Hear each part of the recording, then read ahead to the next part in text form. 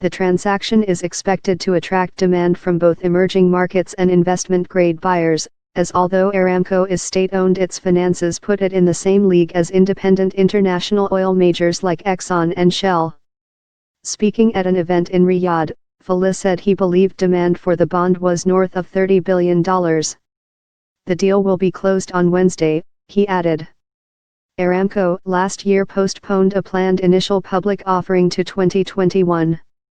The success of this bond issue will be the litmus test and a crucial precursor for the anticipated Aramco IPO within the next 2 years, said Salah Shamma, head of investment, MENA Equities, at Franklin Templeton.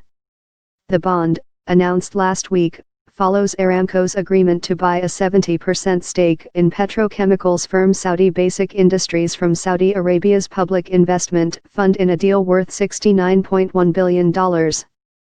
Al-Falih said on Monday he hopes Aramco's SABIC acquisition will be completed within 6 months.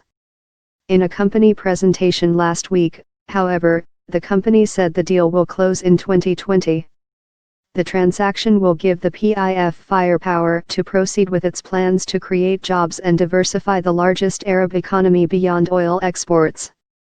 Falih said in addition to SABIC, there will be other assets, non-strategic assets, that PIF may exit.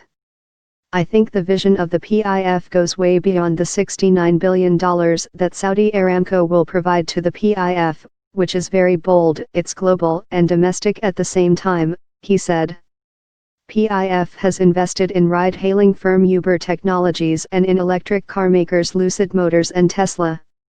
So don't be surprised, just as bold as they were in entering some of these investments, that they do exit, said Falih.